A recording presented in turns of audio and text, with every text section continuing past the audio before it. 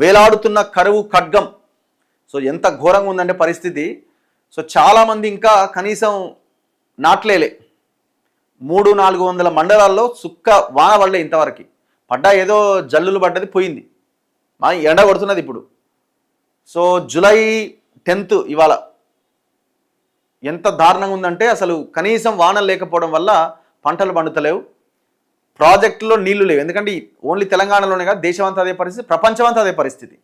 కారణం ఏంటంటే ఎల్నినో ఎందుకు వస్తున్నదంటే మనిషి చేసిన పాపాల వల్ల ఎల్నినో వస్తున్నది.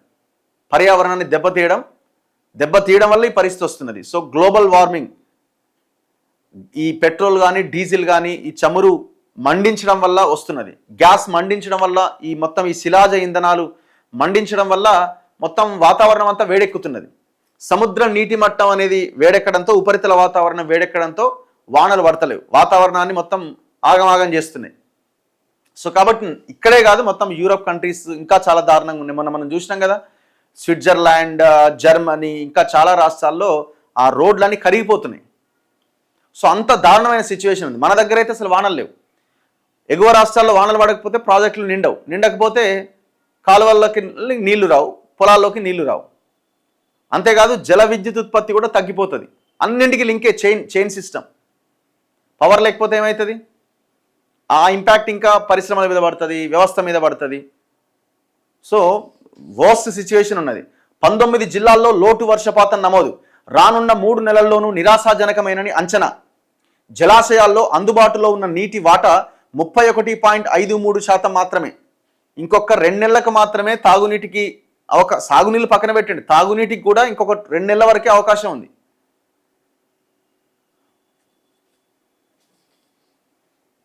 సో మున్ముందు ఎట్లుంటుందట అంటే రాబోయే రోజుల్లో ఈ నెల 2-3 వారాల్లో కృష్ణా బేసిన్లో కొంత ప్రాంతంలో సాధారణం కన్నా తక్కువ, గోదావరి బేసిన్లో చాలా ప్రాంతాల్లో తక్కువగా వర్షాలు కురవచ్చట.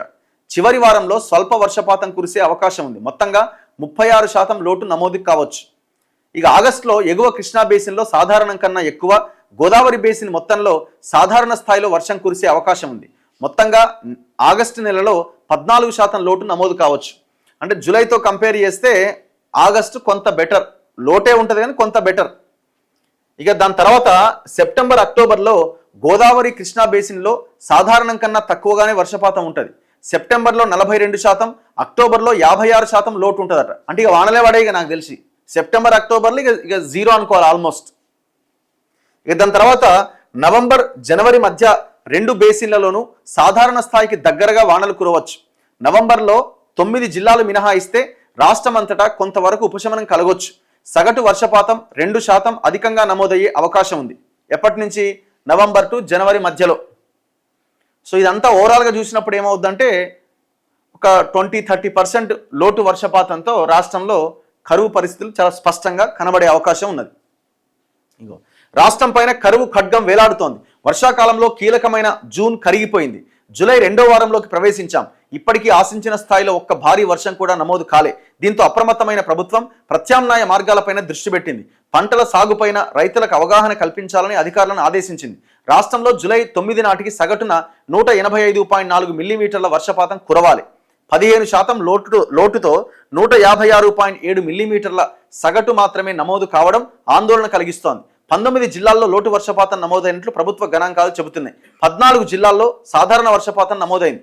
గోదావరి, కృష్ణా బేసిన్లలోని ప్రధాన జలాశయాల్లో ప్రస్తుతం అందుబాటులో ఉన్న నీటి వాటా 31.53% మాత్రమే. ఈ అంశాలపై రాష్ట్ర ప్రభుత్వానికి ఐఎండి, టీజీడీపీఎస్తో పాటు ప్రభుత్వ శాఖలు గురువారం కీలకమైన నివేదికలు అందించినాయట. అందుకే ఈ వరి, పత్తి ఇవి కాకుండా ఆల్టర్నేట్ క్రాప్కి వెళ్ళాలా, తప్పదు. నిన్న చూడండి, నల్గొండ జిల్లా చండూరు మండలంలో వర్షాలు లేక, భూమిలో సరైన తేమ లేక ఓ చేనులో ఎండిపోతున్న పత్తి మొక్క. సో చాలా దారుణంగా ఉన్నది పరిస్థితి. ఏ రిజర్వాయర్, ఏ ప్రాజెక్టులో కూడా నీళ్లు లేవు. ఉపనదులు, వాగుల్లో కూడా ప్రవాహాలు ప్రారంభం కాలే. 80% చెరువుల్లో నీటి మట్టాలు మొత్తం అడుగంటిపోయినాయి. కృష్ణా బేసిన్లో ఆల్మట్టి నుంచి పులిచింతల వరకు ఉన్న జలాశయాల నిల్వ సామర్థ్యం 973 టీఎంసీలు అయితే ప్రస్తుతం 378 టీఎంసీలు ఉన్నాయట. అంటే టీఎంసీల నిల్వ ఉందట. అంటే ఆల్మోస్ట్ 25% ఉన్నది. గత ఏడాది ఇదే సమయానికి 712 టీఎంసీల నీళ్లున్నాయి. తెలంగాణ ప్రాంత పరిధిని పరిగణలోకి తీసుకుంటే జూరాల, తుంగభద్ర, శ్రీశైలం, నాగార్జున సాగర్ల పూర్తి స్థాయి నిల్వ సామర్థ్యం 643 టీఎంసీలు అయితే ఇప్పుడు 199 టీఎంసీల నిల్వ సామర్థ్యం మాత్రమే ఉన్నది. గత ఏడాది ఇదే సమయానికి 460 టీఎంసీలు ఉన్నాయి. గోదావరి బేసిన్ పరిధిలో మహారాష్ట్ర నుంచి దిగువ వరకు జలాశయాల నిల్వ సామర్థ్యం 307 టీఎంసీలు అయితే 96 టీఎంసీలే ఉందట. ఇదే సమయానికి పోయిన ఏడాది 140 టీఎంసీల నీళ్లు ఉన్నాయట. తెలంగాణ ప్రాంతంలోని సింగూరు, నిజాం సాగర్, శ్రీరామ్ సాగర్ మధ్య దిగువ మానేరులు, కడెం, ఎల్లంపల్లి జలాశయాల్లో ప్రస్తుతం 48 టీఎంసీల నిల్వ ఉండగా గత ఏడాది ఇవే ప్రాజెక్టుల్లో 66 టీఎంసీల నీటి నిల్వ ఉందట. అంటే కండిషన్ ఎంత వర్స్ట్గా ఉందో మనం ఒక్కసారి అర్థం చేసుకోవచ్చు. సో రాబోయే రోజులు గడ్డు కాలం, కరువు పరిస్థితులు చాలా స్పష్టంగా కనబడుతున్నాయి. ప్రభుత్వాలు వీటి మీద రివ్యూలు చేయాలా, ప్రజలను ఆదుకోవాల్సిన అవసరం ఉంది, రైతులను ఆదుకోవాల్సిన అవసరం ఉంది, ఆల్టర్నేట్ క్రాప్ పండించడానికి అవకాశాలని పరిశీలించాల్సిన అవసరం ఉంది. ఈ పనికిమాలిన మీటింగ్లు, రాజకీయాలు ఈ పక్కన పెట్టండి. All parties